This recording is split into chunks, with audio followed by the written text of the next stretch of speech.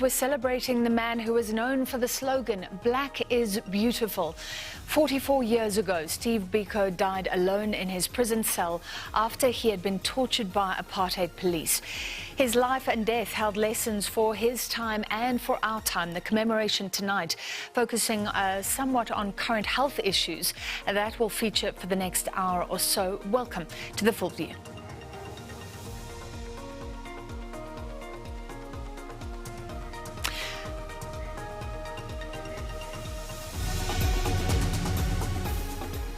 Well, the 21st annual Steve Biko Memorial Lecture is being delivered virtually this evening.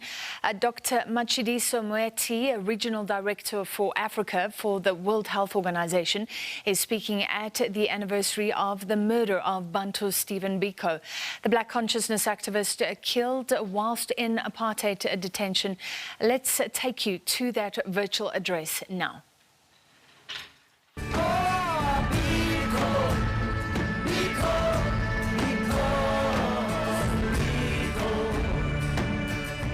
The incoming Vice-Chancellor and Principal of the University of South Africa, Professor Linkabula, may I also take this moment to congratulate you and to wish you well as you settle into your new role.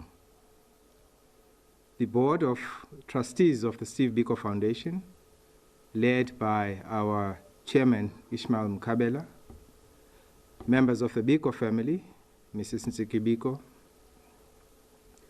members of the 70s group, the stalwarts of the Black Consciousness movement, leaders of the various political formations. In particular, we welcome those that are associated with the tradition of Black consciousness, patrons of the lecture, both in South Africa, the continent, and as well as in the diaspora, and our esteemed guest and speaker, Dr. Moeti. Ordinarily, this occasion would have us gather at the University of South Africa in Tshwane. But for reasons known to us all, for the second year in a row, I must welcome you from your respective abodes to this, the 21st Steve Biko Memorial Lecture, to be delivered by Dr. Moeti as a virtual event. As patrons of the lecture will know, the lecture uses the memory of Steve Biko on the day on which we celebrate his life as a backdrop to reflect on issues that affect our continent and its people. According to the World Health Organization, on the 31st of December 2019, the Wuhan Municipal Commission in China issued an alert for the first time regarding a cluster of pneumonia cases in Wuhan. On the 5th of January 2020, the World Health Organization issued the first official warning in the magazine Disease Outbreak News. And on the 12th of January 2020, the genetic sequence of COVID-19 was released by China. A new enemy was born. This was to be a definitive historical moment, one that has come to reshape the world into a world before and a world after. Since then, no country in the world appears to have escaped the pandemic, albeit that some Pacific island countries, as well as the non-island state of North Korea, have had no reported cases. But for approximately 215 countries and territories of the world, the deadly virus has claimed approximately 5 million lives to date, the highest recorded number of deaths being in the United States. By the middle of August 2021, Africa had reached a count of 180,000 deaths. Over this period, South Africa had recorded around 80,000 deaths, although the estimate of people who may have died is around 220,000. These figures are a tragedy by any measure, albeit that the initial projections were modeled on a higher multiple.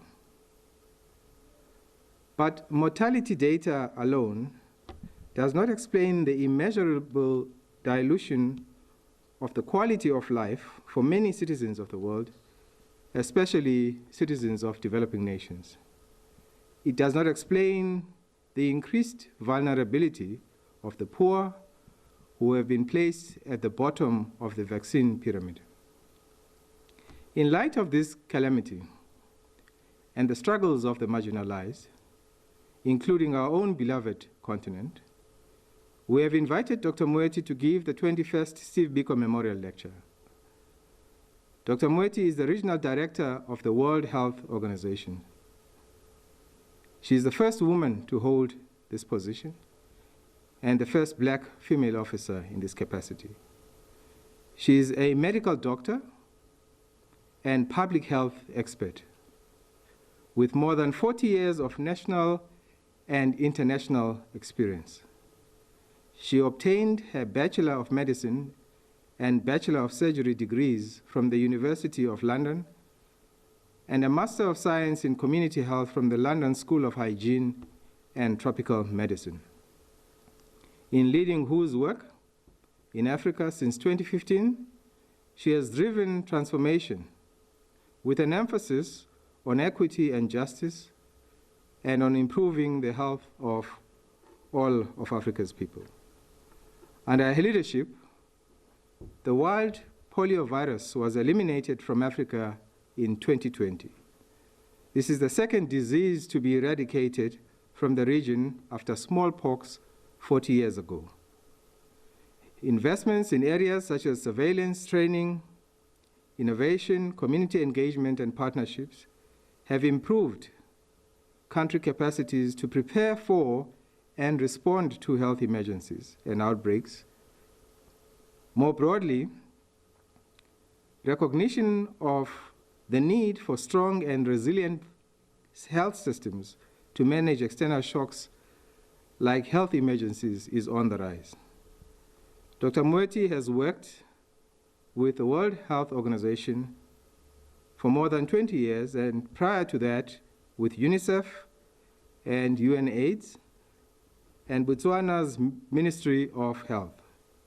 She led efforts to expand access to life-saving HIV medicines by empowering nurses to prescribe antiretroviral therapy.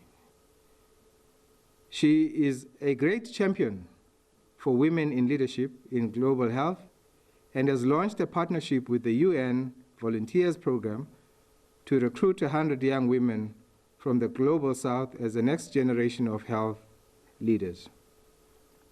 In recognition of her excellent service to humanity, Dr. Moeti has received accolades including the Honorary Fellowship from London School of Hygiene and Tropical Medicine, an Honorary Doctorate of Science from the University of Health and Allied Sciences in Ghana, Honoris Causa Doctorate by Instituto de Hygiene et Medicina Tropical, the University Nova de Lisbon, as well as many other institutions. She was born in South Africa and is a child of a family that fled to Botswana to escape the injustices of the apartheid regime. Ladies and gentlemen, I now invite Dr. Moeti to give the 21st Steve Biko Memorial Lecture.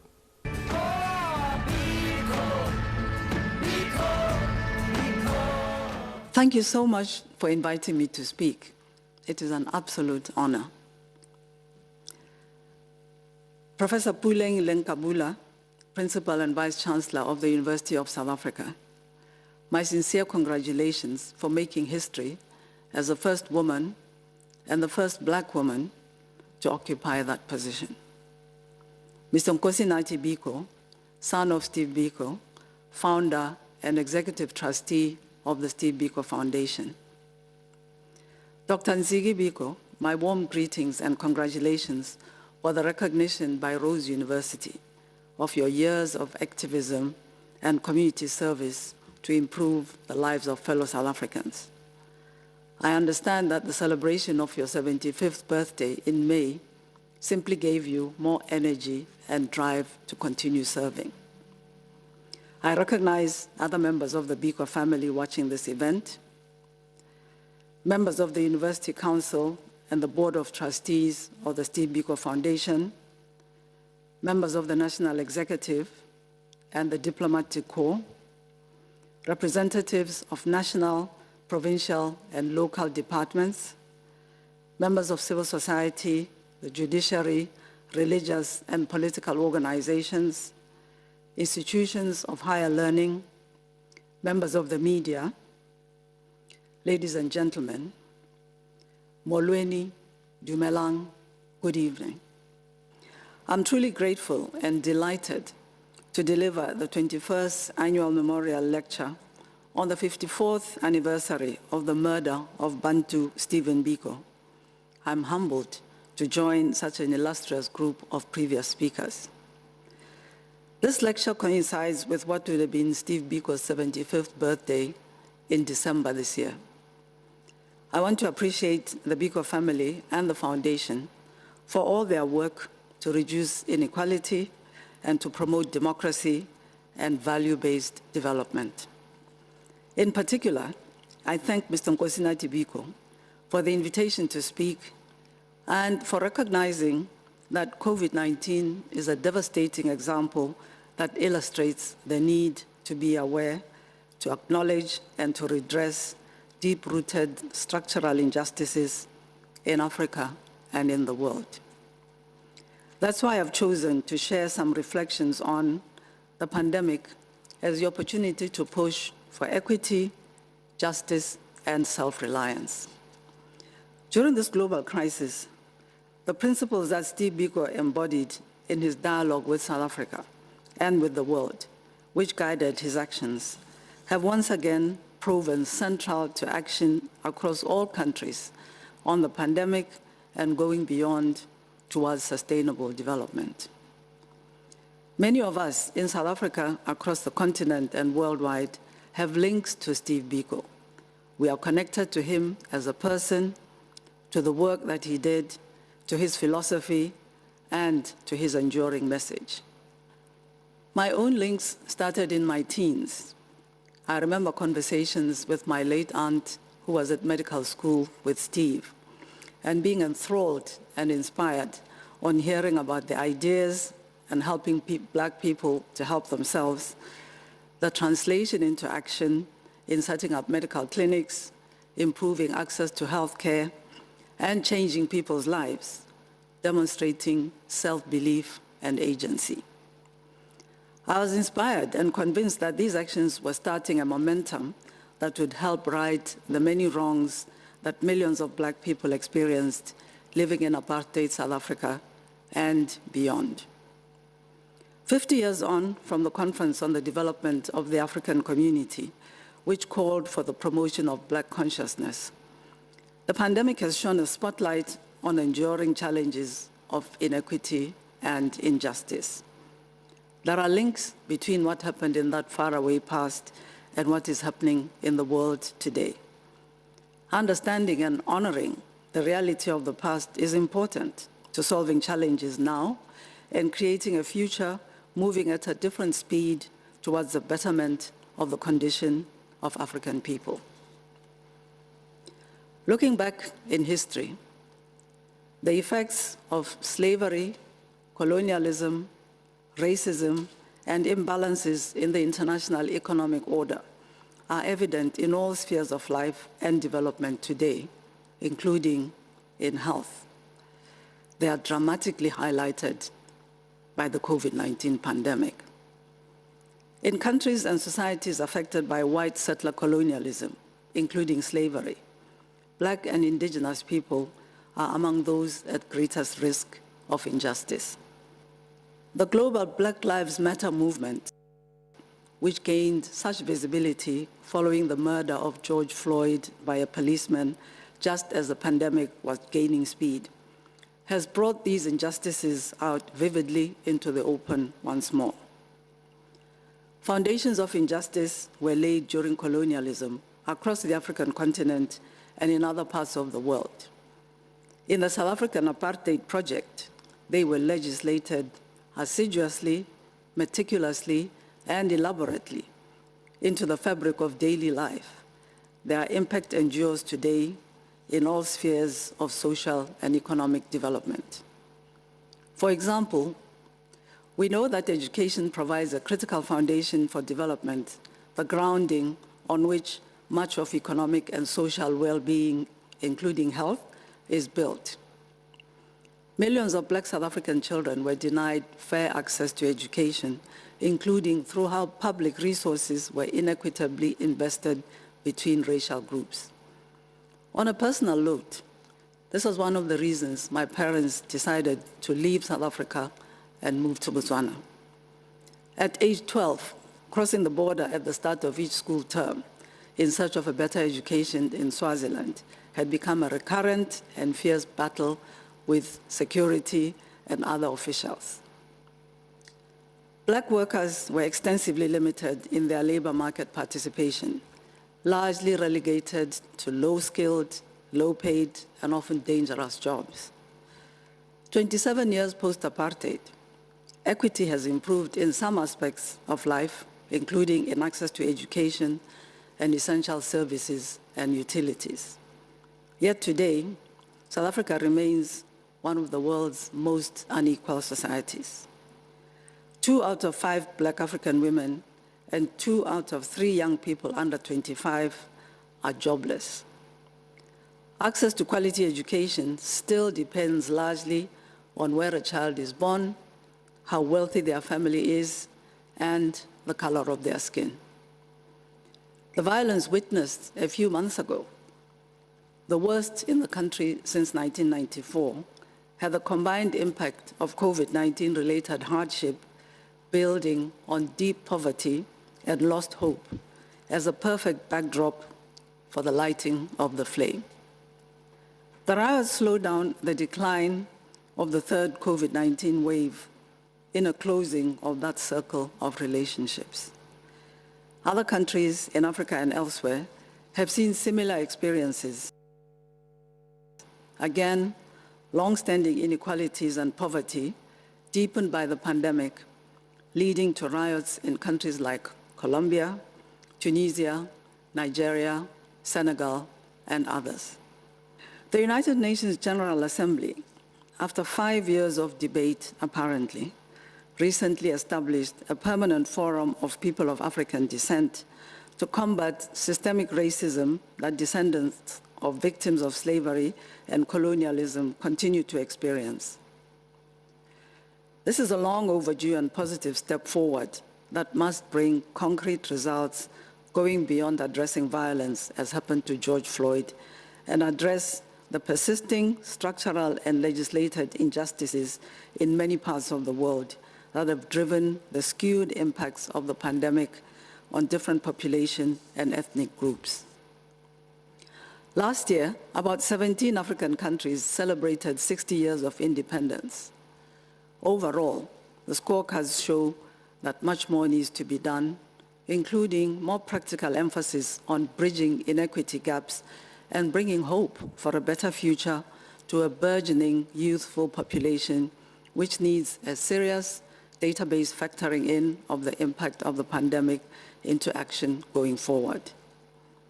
Inequities in African countries span urban-rural divides, sex, age, and ethnicity, and are reflected across the jobs, education, healthcare, and other basics. They drive the desperation that sees African youth drowning in efforts to cross the Mediterranean Sea. Here is where we have to hark back to the core message of Black consciousness: self-worth and self-belief, taking our destiny into our own hands, demonstrating agency in improving the lives of the people.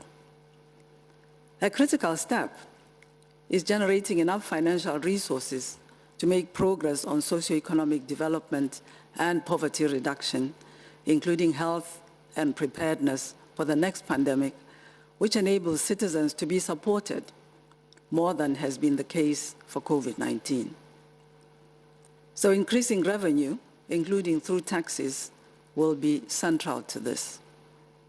In 2015, South Africa's former President Mbeki led an international high-level panel that found that more than $50 billion is lost each year from Africa through illicit financial flows, including under-taxation and misinvoicing of international companies in the extractive sector. Thus, capital flight of money that is illegally earned, transferred, or used. 5 years later, UNCTAD, the United Nations Conference on Trade and Development's estimate, has increased this figure from 50 to 88 billion.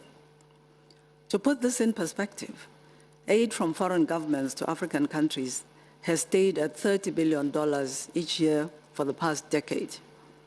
Foreign direct investment is predicted to drop from $45 billion to between $25 and $35 billion, recovering around 2022. Imagine the difference that could be made if $88 billion every year, instead of going into foreign bank accounts, was used to improve education and health, reduce poverty, and assist populations in the next emergency. All this would have a knock-on impact for productivity, economic output, and contribute to closing Africa's $200 billion a year gap towards attaining the Sustainable Development Goals. What's more, we would see a needed shift in the balance of power between the global North and South, with African countries using their resources to determine their priorities and grow their societies and economies.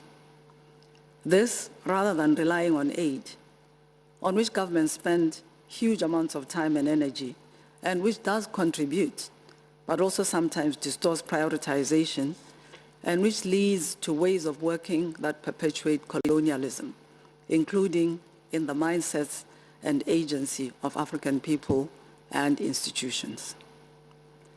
I remember 20 years ago, when I was working on the HIV epidemic, and Africa was lagging sorely behind in access to treatment, with millions of deaths every year.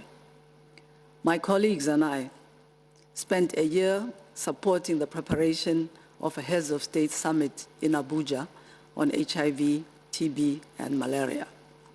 My expectation, as I invested all those hours of work, was that at the summit I would hear Heads of State declaring with determination and clarity what they were going to do to save the lives of their citizens. Mr. Kofi Annan announced the launch of the Global Fund. And from that moment, the statements were all about needing money, needing help, please help us. In exhaustion, in exasperation, in absolute disappointment, I actually left the conference and went to sleep in my hotel room, exhausted after days of working. So that was a citizen not seeing the expectation of heads of state and leaders demonstrating agency. For COVID-19, there's been a unique movement of leaders who have recognized their role and their agency and mobilized their networks. The African Union has championed a continental strategy that has established a platform that is actively sourcing vaccine supplies in the face of huge challenges, for example. This coordinated Pan-African approach is unprecedented and indicative of what can be achieved when countries work together. For the African Renaissance to take hold, governments need to confront and accept challenges and to take action and monitor progress in tackling them.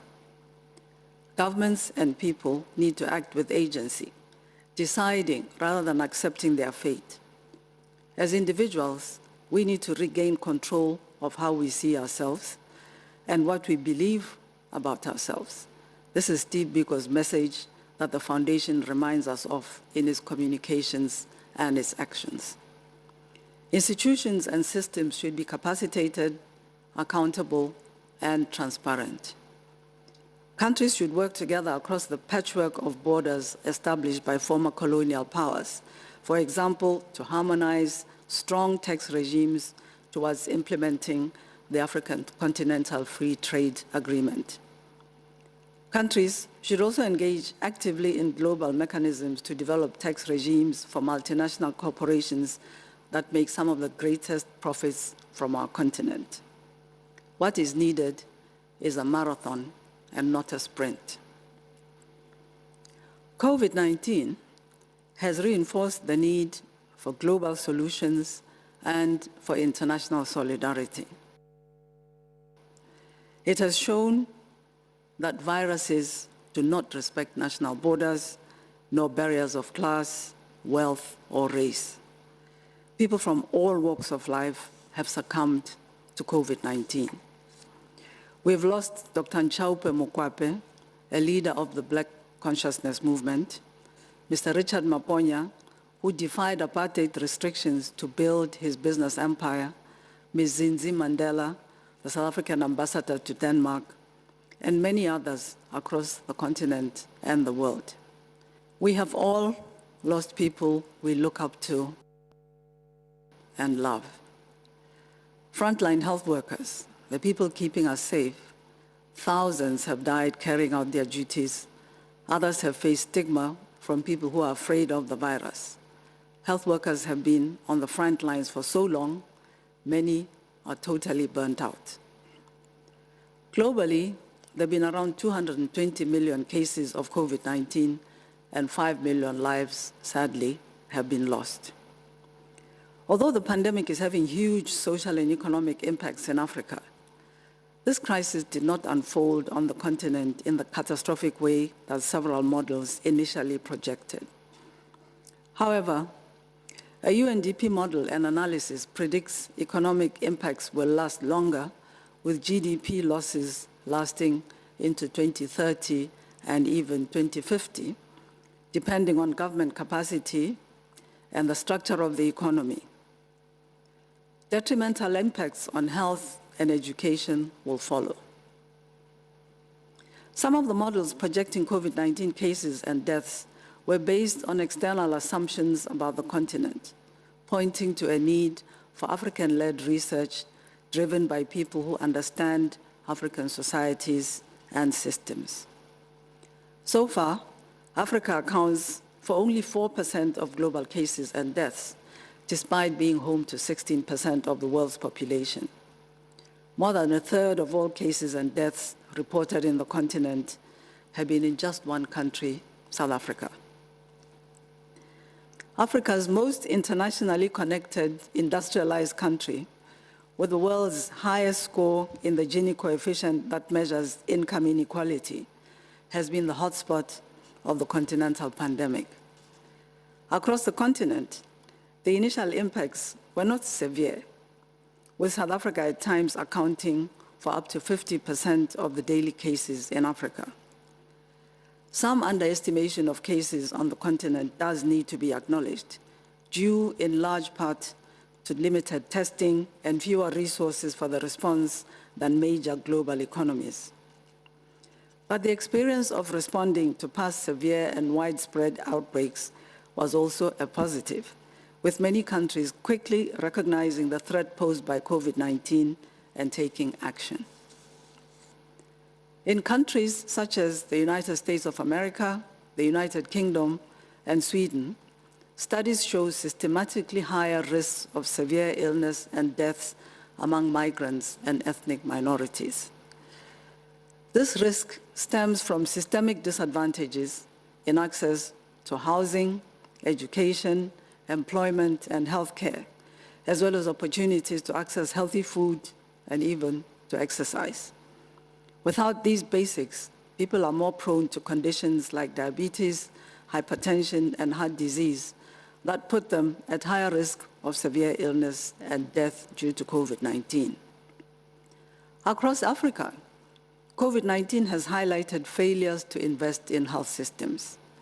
Early on in the pandemic, there was a lot of concern expressed about ventilator shortages. In the recent third wave, the worst one yet, scores of COVID-19 patients died in intensive care units because oxygen supplies ran out. The pandemic has also disrupted access to other essential services like care for pregnant women and children, treatment of HIV, and management of chronic diseases. Millions of people are not getting the care that they need. As WHO, we've worked with countries to plug gaps, but there is still much more to do. We advocate constantly that lessons must be learned from severe epidemics of diseases like Ebola and cholera, and now definitely from COVID-19. Once the disturbing images fade of mass burials and health workers in protective suits, once the drama of an outbreak is over, investments in building resilient health systems and societies should take off to be better prepared for the next threat.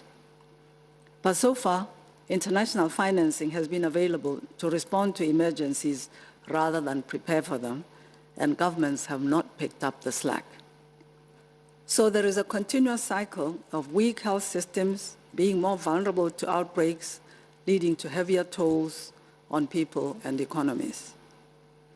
Many of the broader social and economic impacts and effects of COVID-19 in African countries have largely been ignored by the international media. Livelihoods have been devastated, and the most vulnerable and marginalized, low-income households, and those working in the informal sector, women and children, are among those who have suffered the consequences the most. In South Africa, Black women are disproportionately represented. They are often heads of households with families relying on them to survive. Globally, millions of school-aged children will not return after the closure last year. Some estimates suggest that this has reversed gains made over 20 years. Essential workers have risked their lives for a paycheck, and some have risked impoverishment if they are not able to work. As WHO, we have urged adherence to personal preventive measures, physical distancing, frequent hand hygiene, and wearing masks. But the reality is that for millions of poor people around the world, the choice can be between buying masks and sanitizer and putting food on the table. National investments are critical for people to have access to essentials like water, sanitation, and education to be able to protect their health. Governments should be accountable for enabling citizens to play their role. The gap between the rich and the poor will grow the longer the underlying fundamental issues of inequality in access to basic services and the pervasiveness of racism and sexism go unaddressed. In Africa, almost 80% of COVID-19 cases and deaths have been reported in just 10 countries. But analysis suggests that even if African countries didn't experience severe direct health impacts during the pandemic, they are at greater risk of changing patterns due to COVID-19 in trade, people abroad sending money home, foreign investment, and aid. Countries with low levels of productivity and government capacities and less resilient health systems will be the worst affected. The economic downturn is expected to compound difficulties in access to clean water, sanitation, food, and income, leading to more infectious diseases. While children under 5 are at low risk of COVID-19 illness and death, they are the most at risk of death due to the indirect impacts of the pandemic. Overall, there is a diverse picture of effects across rural and urban communities, across different age groups, genders, income levels, and ethnicities. Trade patterns, economic structures, and government capacities do matter. To address these issues, continental and regional integration and collaboration can help to define solutions, so countries need to work together. In the short term, collaboration is needed to get populations vaccinated quickly. The World Bank has estimated that every month of delay in rolling out COVID-19 vaccines in Africa costs almost $14 billion in lost GDP. As WHO, we've repeatedly called for vaccine access, equity, and international solidarity, acknowledging now that this has failed spectacularly beyond ad hoc instances of kindness, charity, and donations. Worldwide, over 5 billion COVID-19 vaccine doses have been administered, yet in Africa, only 150 million doses have been received. Countries that have locked up global vaccine supplies have left the whole world, including themselves, vulnerable to COVID-19 virus variants and to the risk of further mutations that will keep this pandemic situation going on and on. Potentially making this situation much worse by creating additional delays in access, some high-income countries are now promoting booster shots and expanding vaccination to low-risk groups like young children. This concern to protect and save every life should not be at the expense of highly vulnerable groups that are still exposed in low-income countries, particularly in Africa. But to the extent that African countries remain reliant on other parts of the world for essential commodities, they remain vulnerable to global systems that perpetuate inequities. During the pandemic, governments in African countries have faced huge barriers in securing the supplies needed for the response. Empty shelves, inflated prices, and some producing countries that hoarded and banned exports. This led to the creation of multilateral platforms like the Access to COVID-19 Tools Accelerator and the COVAX facility that have contributed and have enormous potential to save lives. But there have also been shortcomings. These global platforms set goals assuming that low and middle-income countries wouldn't progress as fast as the rich world. The catch cry of solidarity, verbalized loudly, has been a challenge to translate into action and progress at an equal pace. The risk analysis clearly underestimated nationalism. Manufacturing was concentrated among a handful of suppliers, and there have been immense logistical challenges in transporting supplies. All of this has led to a loud call to scale up local production in Africa and to enhance self-reliance. This builds on long-term continental strategies and some successes in Ethiopia and a few other countries. Several efforts have faltered over the years due to challenges in creating a market, pricing, and competition from multinational producers. This is the background that still needs to be confronted. What's different this time is that there is a strong political push from the highest levels of government to carry through intentions and statements into actual action. With the political drive of the African Union and the combined work of leaders and governments, partnering with high-income countries, small pharmaceutical companies, and multinational partners, South Africa has announced the establishment of a messenger RNA hub. This hub will transfer the technology and know-how needed to manufacture mRNA vaccines locally and in other countries. It is worth noting that the large pharmaceutical companies are yet to come to this party. Expanding this work beyond COVID-19 vaccines will be critical for the sustainability of the South African hub. mRNA technology has the potential to benefit other priority diseases in Africa, like malaria, TB, and even HIV. This is a game-changing moment and a clear expression of determination to act. Manufacturing of other medical products should also be explored. For example, Africa is the biggest global consumer of antiretrovirals for people living with HIV, but it still largely imports them. The local production agenda provides tremendous opportunities for African experts and entrepreneurs, both at home and abroad, to play a leading role in creating transformative change on the continent. A Pan-African approach is needed for local manufacturing to be sustainable, for the continent to come together as 1.2 billion people to be competitive in the global arena. This is an opportunity for African leaders to exercise their agency in the spirit of Steve Biko and to mobilize and incentivize people, including the diaspora, to participate in leading this change. African researchers are deploying their capacities to the agendas of international funders. With the engagement and investments of governments, they could pursue innovations and knowledge of more direct relevance to their homelands.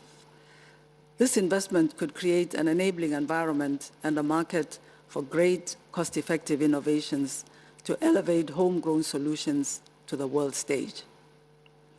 A few years ago, as WHO in Africa, we launched an inaugural Health Innovation Challenge, and 2,400 experts, many of them young and from the continent, shared their bright ideas.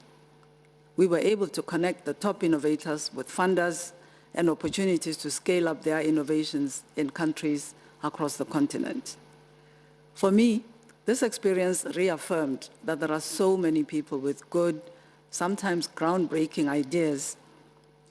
More needs to be done to connect them with the opportunities to succeed. Together, we should recognize, support, and celebrate African excellence. Governments have a responsibility to create an enabling environment. On many fronts, COVID-19 has created momentum. Now, collective action is needed to make the most of this opportunity to build a fairer, more equitable world. More needs to be done to recognize and address the powers at play and to call out unfairness and injustice. More needs to be done, too, to make governments accountable to the citizens they serve. Epidemics start and end in communities, and so they must be engaged and enabled to play their roles. They know the challenges and are well positioned to drive the solutions. For this to happen, a two-way dialogue between governments and communities needs to be strengthened. Ways of listening to people must be improved. So a compact is needed. Individuals need to know and believe and have the capacity to play their part. But they also need to trust their government and ensure it is enabled, honest, and committed to play its part. Some suggestions for a way forward. COVID-19 will not be the last threat to our collective humanity, but it should be a wake-up call to transform our systems and societies. Together, it's our responsibility to seize this moment, to build a world where our connectedness and shared fate drive solidarity demonstrated in action by states and people, including big business, guided by equity, justice, and self-reliance. As a priority, we need a connected world and a communal spirit. Connection between people is deeply rooted in African culture. In South Africa, some of the places I feel safest are in the townships where my aunts are well known, despite being warned that these are among the most dangerous places. In these communities, human connections are surviving against the erosions of hardships and urbanization, and yes, brutal levels of crime and violence. Connections between people are the basis for solidarity and mutually supportive action. They need to be strengthened to improve people's lives. Biko and the students of the Black Consciousness Movement were leaders in this. Steve Biko was on this earth for 30 short years. Yet his words, ideas, and actions have left a tremendous legacy. Young people, Africa's majority, have the passion, the drive, and the quick-wittedness to persevere and to change the status quo. It is in all of our interests to harness this demographic dividend of bright, young, productive populations to support them and to push them up. We should make sure that our future leaders have the fighting chance by investing more in education, ensuring that a girl from the poorest, most remote village or urban slum has her chance to go to and stay in school and to learn in a space that is safe and equipped with skilled, motivated teachers. In wealthy countries, healthcare systems are powered by nurses, doctors, and specialists from the continent. In other fields too, like engineering and technology, opportunities are lost for Africans with the education, knowledge, and skills to drive social and economic development in their homelands.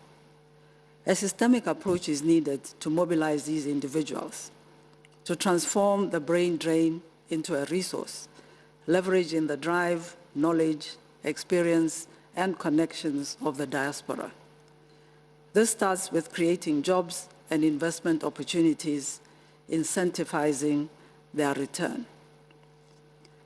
Rather than imposing economic and social solutions devised by external players, countries need to raise and amplify African approaches to influence and shape global decisions and actions. When countries come together in multilateral discourse, long lists of challenges and solutions are often presented that skirt structural power dynamics. Greater transparency and accountability are needed to unmask power relations between private sector entities and governments at the global level.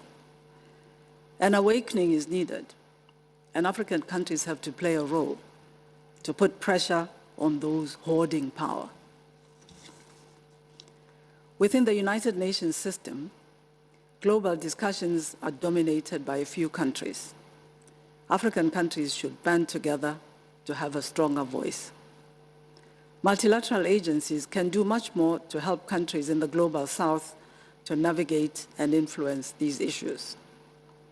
Initiatives like the COVAX facility are glimmers of hope born out of COVID-19 that reinforce a new system founded on solidarity and fairness.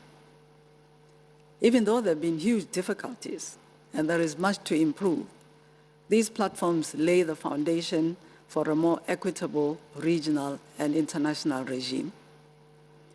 Overall, there is a need for the stronger influence of an enlightened Africa. So in closing, it is within our collective grasp to mitigate the long-term ravages that will permeate from the COVID-19 pandemic, starting by learning the lessons this crisis is teaching us. COVID-19 will not be the last or the worst threat to our humanity, but it has catapulted ideas of equity, justice, and self-reliance to the front of people's minds. This should be leveraged for sustainable, holistic development. Equity is needed because it is the right thing to do. It is also smart, as we are only as strong as the most vulnerable among us. Justice across races, income levels, sexes, and ages will help to propel our societies forward. Self-reliance is about every community investing in preparedness as part of national development and national security. It is about governments working with citizens to create an environment that allows their contribution in the development of their countries, fully expected that those that they elected will be answerable. This requires a compact between governments and individuals to be accountable for their respective roles, making sure that national money works for the people and that the governments address corruption, for example. Connections between people should be enriched with Black consciousness, recognizing the potential and the value of every Black person and their role in realizing liberation. Together, we should say, I'm proud to be Black and I'm proud to be African. Africa is at a crossroads. where there is mounting agency and determination, but there are also grave risks of devastating long-term social and economic impacts of COVID-19. Our continent is rich with resources and with energized, enlightened people at home and abroad. It is the collective duty of governments and people to make sure our riches translate into wide-ranging societal benefits. African leaders, governments, and people should all say loudly, I know who I am, I accept myself, and I will move forward on my own terms. Thank you for having invited me.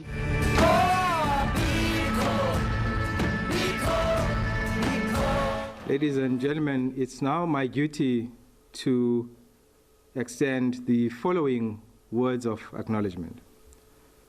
First, we would like to thank our partners, the University of South Africa, who have journeyed with us for many years in delivering the Steve Biko Memorial Lecture. We'd like to thank the South African Broadcasting Corporation, who are our broadcast partners, and in particular, Ms. Dee Uren, Head of Output and Group Executive of News and Current Affairs, Ms. Matshidiso Moeti, as well as the foreign editor, Ms. Sophie Mukwena, together with their team in the Eastern Cape who have anchored a number of these recordings. The entire team at the World Health Organization, who have assisted from Brazzaville to support Dr. Moeti as we prepare for this lecture, in particular, Ms. Mabel Jiri and Sakuya Oka. And we would like to thank, of course, our special guest, Dr. Moeti, for delivering the Steve Biko Memorial Lecture. We have asked of her to pause her busy program, and we are grateful for the insight she has provided. It is in the tradition of the lecture to stimulate debate, and we look forward to the conversations that will follow. And lastly, I'd like to also thank Mr. Peter Gabriel, who has gone recently back into the studio to re-record the title song, Biko. Mr. Gabriel, together with Sebastian Robertson of the organization Playing for Change, have created a new version. And it is apt that because we are unable to meet physically, they have enabled us to embrace each other around the world in paying tribute to Steve Biko. Thank you very much, and do enjoy.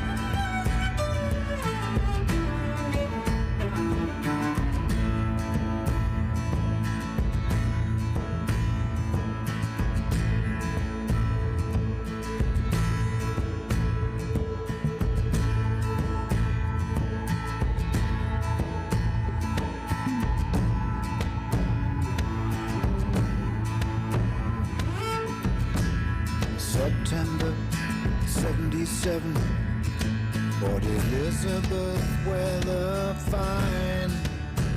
It was business as usual in police room 619. Oh,